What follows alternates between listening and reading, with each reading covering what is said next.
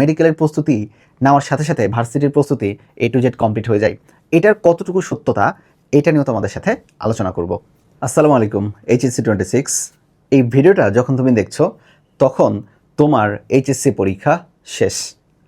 আর আজকের এই ভিডিওটিতে একজন বড় ভাই হিসাবে, একজন মেন্টর হিসাবে বা একজন শিক্ষক হিসাবে আমার অনলাইন এবং অফলাইন শিক্ষকতা জীবনের এই 8 থেকে 9 বছরের যে এক্সপিরিয়েন্স, সেই এক্সপিরিয়েন্সের আলোকে আমার ব্যাচ থেকে প্রত্যেক বছর যে বাচ্চাগুলো মেডিকেলে চান্স পায় তাদেরকে কিভাবে পড়াই, বা প্রত্যেক বছর যেই শত শত বাচ্চারা ভার্সিটিতে চান্স পায় তাদেরকে কিভাবে গাইডলাইন দিই, এই এক্সপিরিয়েন্সের আলোকে তোমাদের সাথে একটা ক্রুশিয়াল প্রশ্ন নিয়ে আলোচনা করব। এবং সেই প্রশ্নটা হচ্ছে, মেডিকেল নাকি ভার্সিটি, কোনটির প্রস্তুতি তোমার নেওয়া উচিত?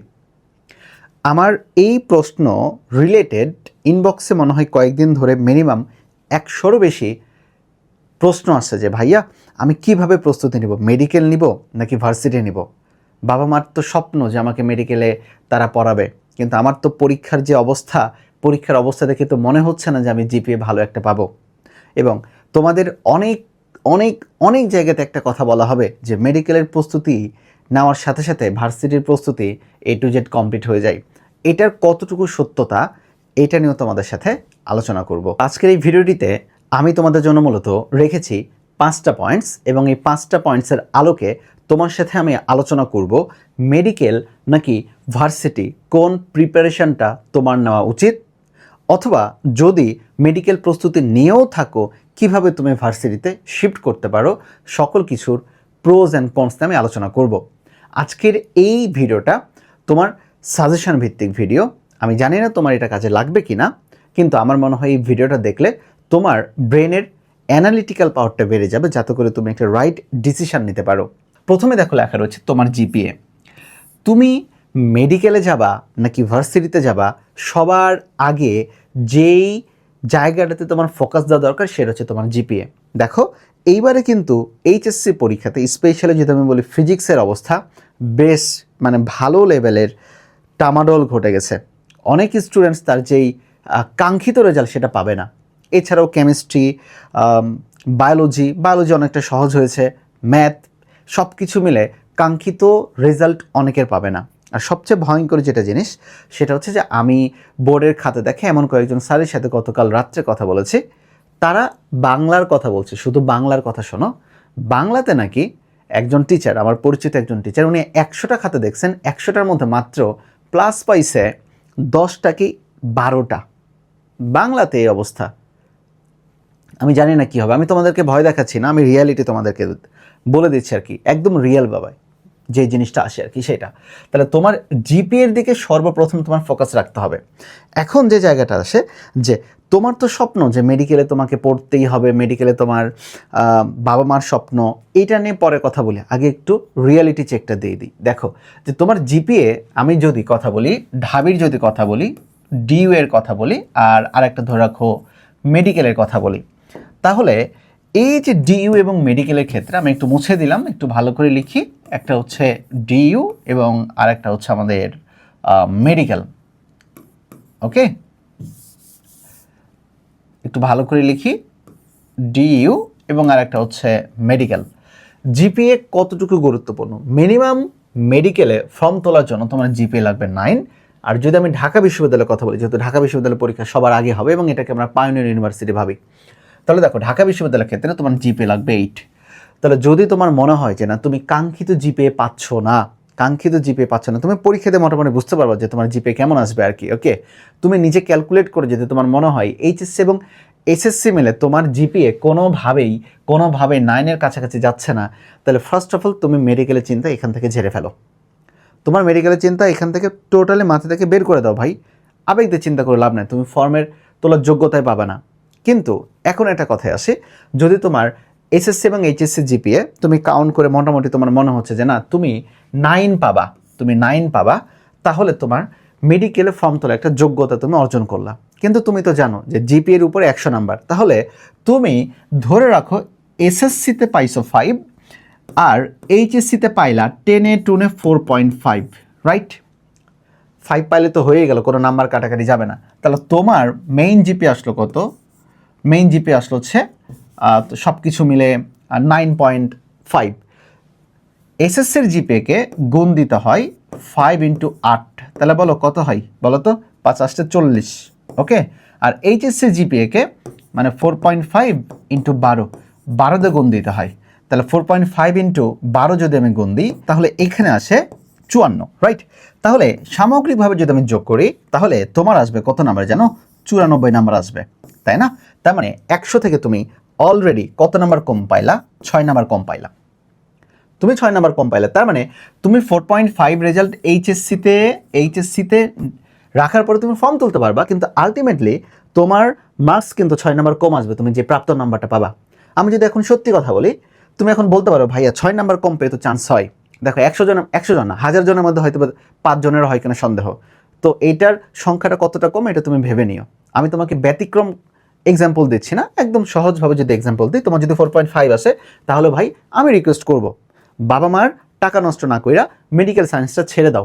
অ্যাজ এ ডক্টর হিসাবে, as a medical ex student হিসাবে আমি তোমাকে সরাসরি কথাটা বলছি, শুনতে খারাপ লাগলেও যা বাস্তব তাই। এখন মিনিমাম কতটুকু জিপি হলে তুমি মেডিকেল অ্যাডমিশনে তুমি চান্স পাওয়ার মতো একটা অবস্থা যেতে পারো? তোমার যদি মিনিমাম জিপিএ এইচএসসি জিপিএ 4.75 আসে, তাহলে 4.75 এর সাথে 12 গুণ দাও, তাহলে আসে 57। ধরে নিলাম এসএসসিতে তুমি 5 পাইছো, মানে 40। ওকে, তাহলে 100-র মধ্যে থেকে তোমার নাম্বার কম থাকতেছে কত বলো তো? 3 কম থাকে। মানে তুমি যে প্রাপ্ত নাম্বার পাবে সেখান থেকে তোমার নাম্বার কম থাকবে মাত্র 3 নাম্বারও কিন্তু অ্যাডমিশন টেস্টে কাভার করা ভাই, মানে যেন তেন কথা না ভাই, হেভি টাফ। তারপরেও তুমি রিস্ক নিতে পছন্দ করো, তোমার স্বপ্ন তুমি কষ্ট করতে পারবা, তাহলে আমি তোমাকে বলবো 4.75 এইচএসসি জিপিএ পর্যন্ত তুমি মেডিকেলের দিকে স্বপ্ন দেখতে পারো। এর যদি নিচে আসে, এটা ব্যক্তিগত বিষয়, যেহেতু সাজেশনমূলক ভিডিও, আমি হইলে কখনোই আমার ছোট বোন রয়েছে, আমার ছোট বোনকে আমি মেডিকেল প্রিপারেশন নিতে দিতাম না। ক্লিয়ার? অর্থাৎ মিনিমাম জিপিএ 4.75 লাগবেই। 4.75 বাদে তুমি অ্যাপেয়ার করা মানে শুধু টাকায় নষ্ট করবে আর কিছু না। ক্লিয়ার? অপরপক্ষে ভার্সিটিতে তুমি কিন্তু এই যে 8 হইলে তুমি অ্যাপেয়ারও করতে পারবা, এবং জিপিএর যে একটা ঝামেলা, মেডিকেলে তো জিপিএ 100 থাকে, আর ভার্সিটিতে দেখো জিপিএর পরিমাণ খুবই কম, ঢাকা বিশ্ববিদ্যালয়ে মাত্র 20 থাকে। অর্থাৎ তুমি যদি 4.75, আচ্ছা ধরে নিলাম 4.5ও পাও, এই ক্ষেত্রে তোমার মনে হয় কাটা যাবে কতটুকু বলো তো ভাই? 1 নাম্বার 2 নাম্বার সর্বোচ্চ, তাই না? 1 নাম্বারই কাটা যাবে ধরে রাখো। তাহলে এটা কিন্তু তুমি সহজেই কি করতে পারবা বলো তো? তুমি রিকভার করে ফেলতে পারবা। তাহলে সেই ক্ষেত্রে তোমার যাওয়া উচিত হচ্ছে ঢাকা বিশ্ববিদ্যালয়ের প্রিপারেশনের দিকে। 2 নম্বর পয়েন্টের দিকে চলে আসি। দেখো সেটা হচ্ছে প্রশ্ন প্যাটার্ন, তাই না? চলো দেখো, প্রশ্ন প্যাটার্ন নিয়ে আমি যদি কথা বলি, তোমাদের বিভিন্ন কোচিংয়ে একটা কথা বলবে, দেখো মেডিকেল প্রস্তুতি নিলে ঢাকা বিশ্ববিদ্যালয়ের প্রস্তুতি হয়ে যায়। যদি এই কথাটা কেউ বলে থাকে তাহলে ডাহা মিথ্যা কথা। ক্লিয়ার? মেডিকেলের বর্তমান প্রেক্ষাপটে তুমি একটু ঢাকা বিশ্ববিদ্যালয়ের প্রশ্ন ব্যাংক নিবা, সাস্টের প্রশ্ন ব্যাংক নিবা, পাশে মেডিকেলের প্রশ্ন ব্যাংক নিবা, নিয়ে তুমি শুধু মিলাবা, বুঝছো? মেলানোর পরে তুমি দেখবা মেলে গেছো যে কিরে ভাই, কোচিং থেকে বলছে কি যে মেডিকেলের প্রস্তুতি নিলে ভার্সিটির প্রস্তুতি হয়ে যায়। এটাও দেখছো তোমারে শুধু টাকা আনার ধান্দার, কোনো ধান্দা না। আমি বলি দেখো, আমি এখানে লিখছি 45%। কেন? তুমি যদি ভার্সিটিতে যাও, ভার্সিটির ক্ষেত্রে তোমার প্রশ্ন আসবে কি? Physics, chemistry, math, biology, right? আমি ইংলিশ বা বাংলা ধরলাম না, ইংলিশ বাংলা সেটা পরে চিন্তা। ওকে, ফিজিক্সে শুধুমাত্র মেডিকেলের যতগুলো সাবজেক্ট রয়েছে তার মধ্যে সবচেয়ে সহজ হচ্ছে ফিজিক্স, শুধু থিওরিটিক্যাল পার্ট পড়া হয়। কিন্তু তুমি বলো তো, ঢাকা বিশ্ববিদ্যালয়ের প্রশ্নে কতগুলো ম্যাথমেটিক্যাল টার্ম আসে, এগুলো কি মেডিকেলের পোলাপান আমরা কি ওদেরকে পড়াই? আমি তো নিজে আমার মেডিকেলের ব্যাচ বা প্রি মেডিকেল ব্যাচে পড়াই না, আমি শুধু থিওরিটিক্যাল লাইন টু লাইন দাগাই দিই। তার মানে তোমার ফিজিক্সে অনেক গ্যাপ থাকবে। তাহলে সবার আগে আসে বায়োলজি। এই 4টা মিলে যদি 100% ধরি আমি, ওকে, তাহলে বায়োলজিতে তুমি 25% কমপ্লিট করে ফেলবা। মেডিকেলের প্রস্তুতি না, ভার্সিটি বায়োলজি 25-25। এরপরে একটা কথা আছে, সবচেয়ে সহজ প্রশ্ন হয় বায়োলজিতে মেডিকেলে, আর সবচেয়ে কঠিন প্রশ্ন তুমি খুঁজে পাবো ভার্সিটিতে। ভার্সিটি প্রশ্নের কোনো বাপ মা নাই। সাস্টের গত বছরের প্রশ্ন দেখলে তো মনে হবে যে বায়োলজির মধ্যে ম্যাথ ঢুকে দিছে আর কি, যে প্রশ্ন সলভ করতে টিচারদের অবস্থা টাইট হয়ে যাচ্ছিল আমাদের। তো যে 25% মানে বায়োলজি 100% কমপ্লিট করতে পারবা। কেমিস্ট্রি শুধু থিওরিটিক্যাল পার্ট কমপ্লিট করতে পারবা, বাট কেমিস্ট্রিতে কিন্তু প্রত্যেকটা বিশ্ববিদ্যালয় ম্যাথমেটিক্যাল টার্ম আছে প্রায় 50%-এর মতো। ক্লিয়ার? তাহলে ধরে রাখো এর মধ্যে তার মানে তুমি কেমিস্ট্রির থিওরিটিক্যাল পার্ট কমপ্লিট করা মানে তুমি 25%-এর মধ্যে 15% কমপ্লিট করছো, 10% তোমার বাদ আছে। ম্যাথ তো তুমি করোই নাই, ম্যাথ 0%। ওকে, ম্যাথ একদম টোটালি 0%। ফিজিক্সেরও তুমি শুধুমাত্র কি করছো? থিওরিটিক্যাল পার্ট পড়ছো। কিন্তু বিশ্ববিদ্যালয়ে দেখছো কি লেভেলের হ্যান্ড ক্যালকুলেশন কইরা হ্যান্ড ক্যালকুলেটিভ ওয়েতে এমসিকিউগুলো করতে হয় ম্যাথ এবং ফিজিক্সের। তারপরে ধরে নিলাম যে তুমি থিওরিটিক্যাল, তুমি 25-এর মধ্যে এখানে পড়ছো 15%। ওকে, তাহলে আমাদের দিকে একটু আসি তো, এখানে কত হচ্ছে 25 আর 15 কত হচ্ছে বলো তো 40, 40 আর 15 কত হচ্ছে বলো তো 55, কত হচ্ছে 40 আর 15-তে 55% হচ্ছে। তার মানে তোমার আরও গ্যাপ থাকছে 45%। তাহলে আমি সর্বোচ্চ ধরছি আর কি, বুঝছো, সর্বোচ্চ ধরে তারপরে তোমার গ্যাপ থাকতেছে কত পার্সেন্ট, 45%। এই 45% এটা তো মানে কি বলা যায় যে 45% আমি মিনিমাম, তো এটাতে বললাম আর কি মানে প্রশ্ন প্যাটার্নের ক্ষেত্রে দেখো 45% তোমার মিনিমাম মেডিকেল ভার্সেস ঢাকা বিশ্ববিদ্যালয়ে গ্যাপ থাকছে। এটা আরও বেশি যাবে, এটা 50%-এরও বেশি যাবে আর কি, 50%-এর বেশি যাবে। তো তাহলে তোমাকে যদি কেউ বলে যে ভাই মেডিকেল পড়লে ভার্সিটি হয়ে যাবে, বিশ্বাস করো এটা মানে খুবই ভালো না হইলে অল্প সময়ের মধ্যে তুমি কাভার করতে পারবা না। তাহলে তোমার করণীয়টা কি? তোমার করণীয় রয়েছে আর কি, তোমার করণীয় হচ্ছে ফিজিক্স পড়ার সাথে সাথে যদি সময় পাও ম্যাথমেটিক্যাল টার্মগুলো একটু সলভ করা। অ্যাডমিশন সত্যিই কঠিন, এত সহজ না। কেমিস্ট্রির যে ম্যাথমেটিক্যাল টার্মগুলো রয়েছে এটা একটু সলভ করা। আর আমি আমার স্টুডেন্টদেরকে সবসময় বলি সম্ভাবনার দ্বার খোলা রাখতে, সেটা হচ্ছে ম্যাথের 0% না করে ম্যাথের একটু টুকটাক টুকটাক এক্সট্রা করে একটু পড়ার দিকে মনোযোগ দেওয়ার। আমি বলি যদি সুযোগ থাকে একটু বলি আর কি, কিছু না সপ্তাহে 2টা দিন একটু টাইম দিকে একটি, তাহলে সেই ক্ষেত্রে হয়তো বা তুমি মেডিকেল পড়তে পড়তে ভার্সিটিটা কিছুটা কাভার করতে পারো। তো দেখো প্রশ্ন প্যাটার্নের minimum 45% difference, so medical varsity কখনোই এক না। আচ্ছা আসো হ্যান্ড ক্যালকুলেশন, হ্যান্ড ক্যালকুলেশনে যদি কথা বলি তাহলে মেডিকেলে হ্যান্ড ক্যালকুলেশন বলতে গেলে মানে 100 ভাগের মধ্যে 10 ভাগও মনে করা হয় না আর কি। সো হ্যান্ড ক্যালকুলেশনে বলতে গেলে টোটালি তুমি নানান ভয়েড। ভার্সিটিতে যে যখন তুমি হ্যান্ড ক্যালকুলেশনে যাবা তোমার মাথা টোটাল ব্লক হয়ে গেছে, হাই হাই কী অবস্থা আর কি, মাথায় তার কাজ করতেছে না, ম্যাথ বাদ দিয়ে ফিজিক্সের ম্যাথমেটিক্যাল টার্মগুলো বাদ দিয়ে তো তোমার তো মাথার কাজ করবে না। তাহলে সেই ক্ষেত্রে তোমার হ্যান্ড ক্যালকুলেশনে কিন্তু তুমি ভার্সিটিতে পিছিয়ে থাকতেছো। যদি তুমি মেডিকেলে নাও তুমি হ্যান্ড ক্যালকুলেশন করার টাইমই পাবা না বা তুমি করবা না, বাট ভার্সিটিতে তোমার হ্যান্ড ক্যালকুলেশন আসবে। সো ভার্সিটি আর মেডিকেলের প্রস্তুতি কোনো জন্মেও এক না, পার্থক্য আছে। হ্যাঁ সিমিলারিটি আছে, অনেকটা সিমিলারিটি রয়েছে, তোমাকে দেখাই দিছে আর কি। ডিসিমিলারিটি মিনিমাম কত পার্সেন্ট, 45 ভাগ, মিনিমাম 45 ভাগ ডিসিমিলারিটি রয়েছে।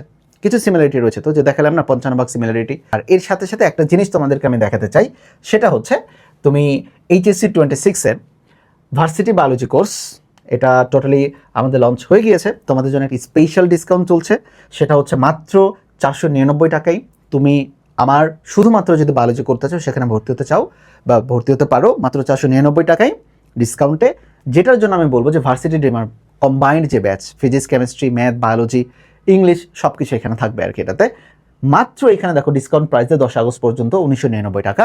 বাট তোমাদের জন্য এখানে মূলত আমি এবং প্রান্ত ফিজিক্স তোমরা অনেকে চেনো, এটাতে আমি এবং প্রান্ত তোমাদের জন্য শুধুমাত্র আজকে ভিডিওটা যারা দেখছো আজকে এবং আগামীকালের জন্য তোমরা ভর্তি হতে পারবা মাত্র এই কোর্সটাতে মাত্র তোমাদের জন্য স্পেশাল ডিসকাউন্টে ভর্তি হতে পারবা 1499 টাকায়।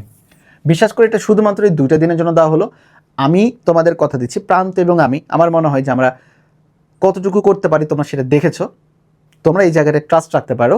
হ্যাঁ অনলাইনে হয়তো বা নতুন মুখ হতে পারি, অনলাইনে নতুন পেইড কোর্স হতে পারে, বাট আমি শুধু বলবো যে এই 1499 টাকাটা খুব বেশি টাকা না, তুমি একবার ট্রাস্ট রাখো, দেখো যে আমরা কতটুকু তোমাকে দিতে পারি। এতটুকু আমি তোমাকে এনশিওর করলাম যদি আমরা সুস্থ থাকি সর্বোচ্চ ধরনের সাপোর্ট তুমি এখানে পাবা, সর্বোচ্চ ধরনের 1-to-1 মেন্টরিংয়ে তুমি পাবা। আর যেটা বলার হচ্ছে এই ভার্সিটি কোঅর্ডিনেটের কোর্সে যারা তোমরা ভর্তি হবা তোমাদের জন্য পরবর্তীতে যত কোর্স আসবে সকল কোর্সে তোমরা ফ্রি অ্যাক্সেস পাবা, তোমাদের জন্য আর কোনো টাকা দিতে হবে না। রাবি হোক, ছবি হোক, কৃষি হোক, জিএসটি হোক, সকল কিছুতে তোমরা ফ্রি অ্যাক্সেস পাবা।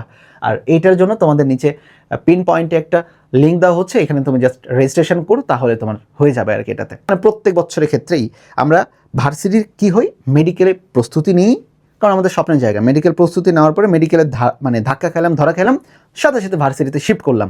ভাই সাথে সাথে শিফট করা যায় না, ইউ নিড সাম টাইম, তোমার কিছু সময়ের দরকার। কেন সময়ের দরকার? ওই যে ম্যাথ তুমি অনেকদিন ধরে প্র্যাকটিস করো নাই, পারবা না তো। ফিজিক্সের হ্যান্ড ক্যালকুলেশন করো নাই, পারবা না তো।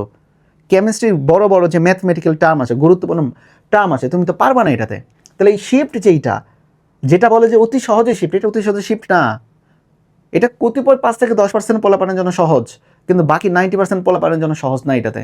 এখন তোমাকে রিয়েল চেক একটা দেওয়াই, ঢাকা বিশ্ববিদ্যালয়ের 12ই ডিসেম্বর ক ইউনিটের কথা, মানে ডিইউ ক ইউনিটের পরীক্ষা নেবে।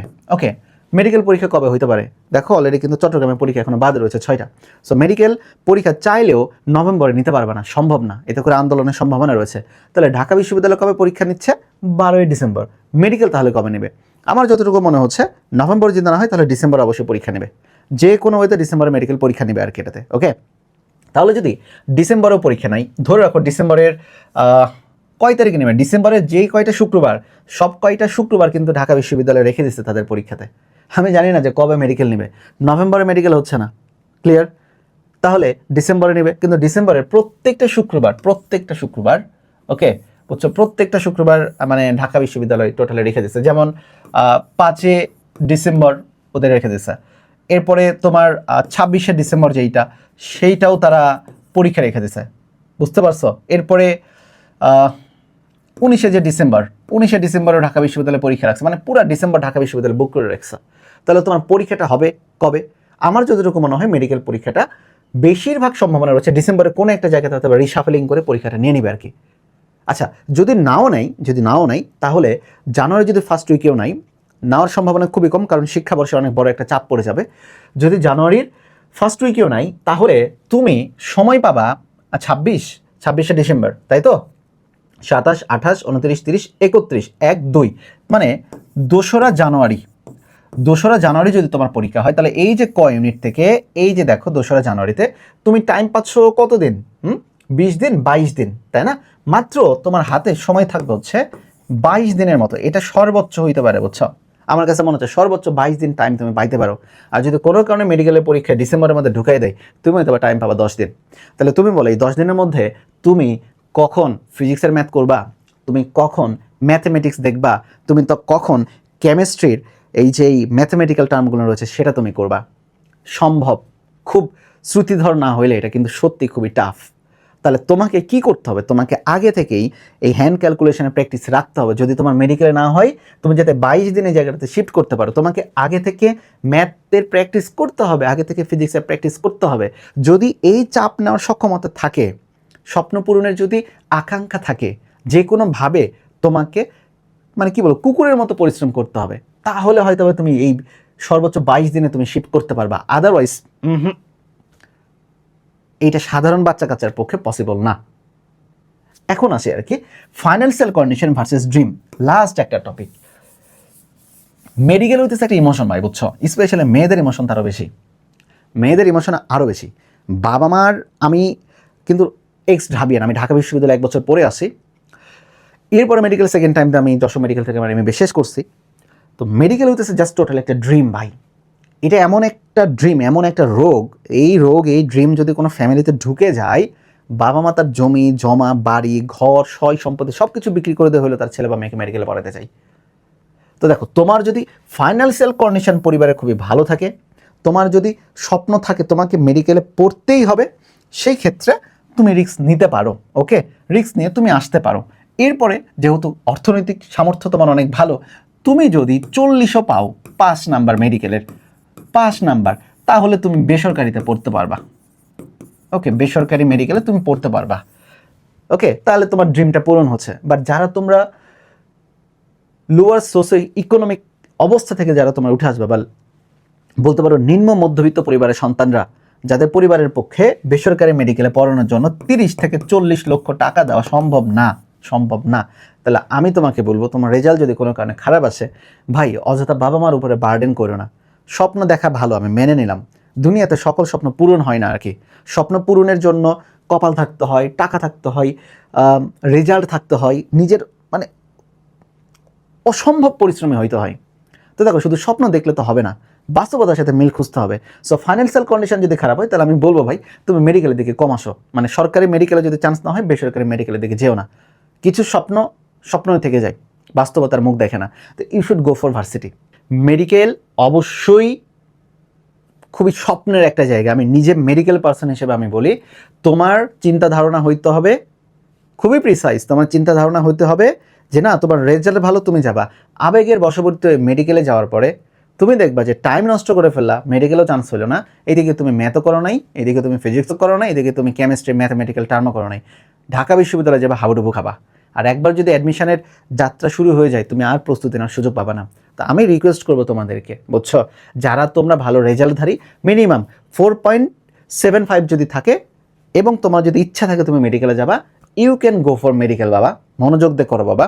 আর যদি এর নিচের কম রেজাল্ট আসে, ভাই রিকোয়েস্ট করতেছি যাস না ভাই, ঠিক আছে? আর যদি তোমার মনে হচ্ছে না মেডিকেল সায়েন্স তোমার জন্য না, মানে শুরু থেকেই তুমি ভার্সিটির জন্য প্রস্তুতি নাও।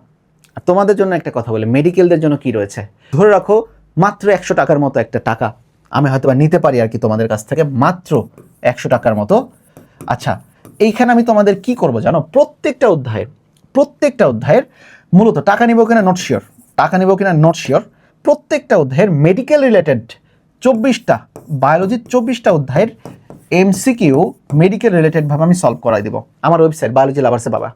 তোমার গুরুত্বপূর্ণ বইয়ের টোটালি পিডিএফ দিব, পরীক্ষার শেষের দিকে যে সাজেশন থাকে এই সাজেশন দিব।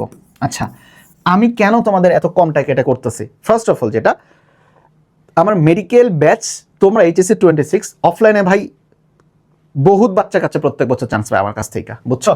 অফলাইনের ক্ষেত্রে এইচএসসি 26-এ মেডিকেল ব্যাচটা যেহেতু মানে অফলাইনে অনেক দিন ছিল, অনলাইনে নতুন আমারটা, দ্যাটস ওয়াই তোমাদের জন্য একটু জাস্ট বলতে পারো যে একটা প্রচারণার মাধ্যম হিসেবে এত কম টাকায় বা বিনা টাকা আমি তোমাদেরকে দিয়ে দিব। ওকে, এটার জন্য একটা ফর্মও আমি তোমাদেরকে দিচ্ছি অ্যাড করে, ওটা তোমরা চাইলে লিঙ্কটা পূরণ করে ফেলতে পারো। সো বেস্ট অফ লাক, সবাই ভালো থেকো, সুস্থ থেকো, মেডিকেল বলো ভার্সিটি বলো, যে কোনো সহায়তায় আমাকে তোমরা পাশে পাবা। আসসালামু আলাইকুম সবাইকে।